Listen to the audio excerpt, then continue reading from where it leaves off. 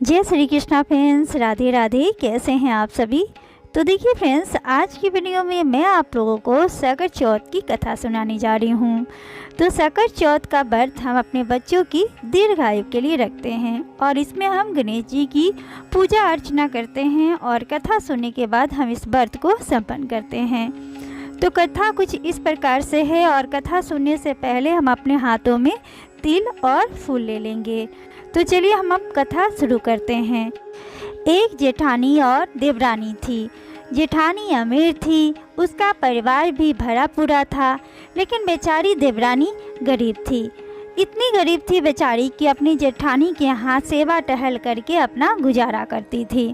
जो कुछ बेचारी को चुनी चाकर मिल जाता था उसे अपनी झोपड़ी में लाकर पकाकर खा लेती थी। फूटे घरों से पानी पीकर टूटी चारपाई पे वो सो जाती थी। फिर सुबह उठकर वो फिर से अपनी जेठानी के सेवा में लग जाती थी।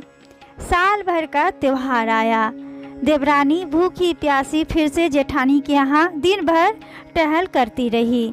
रात को जब वह आने लगी तो और दिनों की तरह जेठानी ने उसे कुछ लाने को भी घर नहीं दिया। खाली हाथ वो अपनी झोपड़ी में वापस आ गई। अब बेचारी सोचे कि अब क्या करे।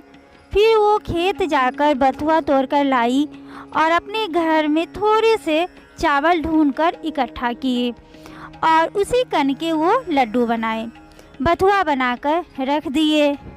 अब रात में सकट माता आईं। टटिया की ओर खड़ी होकर बोली, ब्राह्मणी किवाड़ खोलो। देवरानी बोली, माता अंदर आ जाओ, किवाड़ कहाँ है। भीतर आते ही सकट माता ने कहा, बेटी बड़े जोरों की भूख लगी है। देवरानी ने कहा, माता जो कुछ दिया है खाओ। कन के लड्डू और बथुआ उनके आगे रख दिए। अब सकट माता खूब छक्कर खा चुकी तो बोली, पानी तो पिला। तो देवरानी अपनी फूटी हुई गगरी उनको लाकर दे दी। अब पानी पीकर सकट माता ने सोने की इच्छा जाहिर की तो उसने अपनी टूटी हुई खाट उनको दिखा दिया। अब सकट माता को सोने के बाद टट्टी लगी। अब उन्होंने पूछा कि मैं टट्टी कहाँ जाऊँ। देवरानी ने कहा, माता सारा घर लिपा पुता है, आप जहाँ चाहो वहाँ बैठ जाओ। सारे घर उन्होंने टट्टी ही टट्टी कर दिए, फिर भी वह निपट ना पाई। पूछा, अब मैं कहाँ जाऊँ। देवरानी बेचारी बोली, माता आप मेरे सर पर ही कर लो।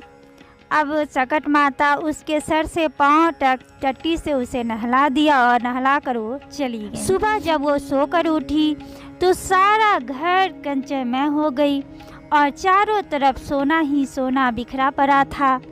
अब बेचारी जल्दी जल्दी इसे बटोरने लगी। अब वो जितना बटोरती सोना उतना ही बढ़ते जा रहा था। अब सोना बटोरते बटोरते वो थक गई। इधर जब समय से देवरानी नहीं पहुंची तो जेठानी बिगड़ने लगी। जेठानी बोली, कल त्योहार था, सारा काम पड़ा है और देवरानी जी का अभी तक पता ही नहीं है। उसने अपने लड़के को भेजी कि फौरन उसे बुला के ला। अब लड़के ने जो खबर दी जेठानी जी का तो जी धक से रह गया। दौड़ी दौड़ी पहुंची, चारों तरफ देखा सोना ही सोना बिखरा पड़ा।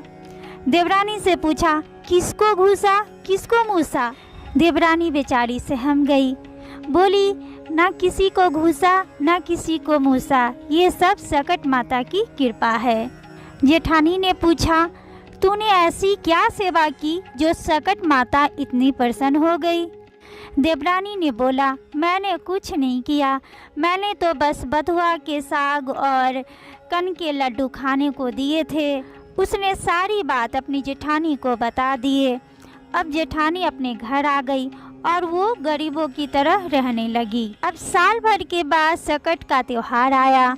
देवरानी के भांति इसने भी कनक के लड्डू बनाए, बथुआ के साग बनाए, एक टूटी हुई गगरी लाकर रख दिए और एक टूटी हुई खाट लाकर रख दिए। अब वह सकट माता का राह देखने लगी। रात में सकट माता ने दरवाज़ा खटखटाया। जेठानी ने कहा, माते किवाड़ कहाँ है, टटिया खोल के आ जाओ। सकट माता ने जो पिछले साल देवरानी के साथ किया वही सब किया। जेठानी ने कहा, माता जो कुछ है खाओ पियो, तुमसे कुछ छुपा तो है नहीं। सकट माता खाया पिया और टांग फैलाकर सो गईं और आधी रात को पूरे घर और जेठानी को टट्टी से नहला दिया और माता चली गईं। सुबह हुई, लड़के बच्चे आए, देखें चारों तरफ गंदगी ही गंदगी फैली है। जेठानी भी गंदगी से नहाई निकली। चलना कठिन था, सारा घर बदबू से भर गया था। उन्होंने कहा, तुमने यहाँ क्या किया?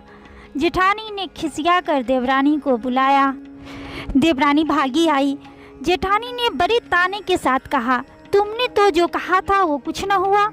देवरानी ने कहा, तुमने तो बहन गरीबी का नाटक किया था, तुम्हारे पास तो सब कुछ भरा था, इसी से संकट माता अप्रसन्न हुई और मेरी गरीबी से उन्हें दया आ गई और उन्होंने मुझे सब कुछ दिया, लेकिन तुमने मेरी नकल की थी, इसीलिए तुम्हारे साथ ऐसा हुआ। तो इस तरीके से ये कथा समाप्त होती है और जैसे कि देवरानी की भक्ति से सकट माता प्रसन्न हुई, उसी प्रकार से वह सभी के भक्ति से प्रसन्न हो और सभी का घर परिवार ऐसे ही भरा पूरा रहे। इसी के साथ ये कथा समाप्त होती है और अगर आप लोगों को अच्छा लगा होगा तो प्लीज़ इस वीडियो को लाइक कीजिएगा और आप इस वीडियो को शेयर भी कर सकते हैं ताकि और लोग भी इस कथा को सुन सके और शेयर कर सके। धन्यवाद।